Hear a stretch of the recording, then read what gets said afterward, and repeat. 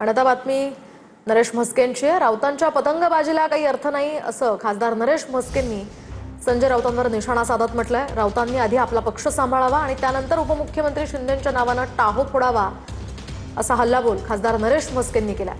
कोर्टानं आमचं म्हणणं ऐकून घेतलं असं संजय राऊतांनी म्हटलं होतं।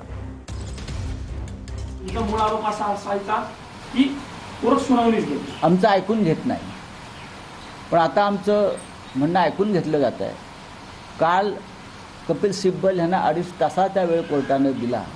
कोर्ट उठेपर्यंत 4:30 वाजेपर्यंत कोर्टानं 2:30 वाजल्यापासून पुढला सगळा काळ हा आमचं म्हणणं ऐकून घेतलं। आजही 2 नंतर सुनावणी पुढे होणार आहे। आज बहुतेक कपिल सिब्बल यांचं म्हणणं संपेल, मग त्यांच्या वकिलांना संधी दिली जाईल आणि मला असं वाटतं की आता निर्णय अपेक्षित आहे।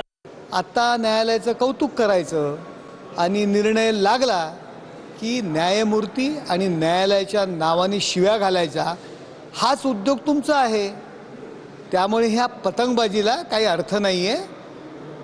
रोजची जाणारी माणसं थांबवण्याकरता कदाचित आपण याचा उपयोग करू पाहत असाल। आधी आपला पक्ष सांभाळा, जे काही उरलेली माणसं सांभाळा आणि मग एकनाथ शिंदे साहेबांच्या नावाने टाहो फोडा।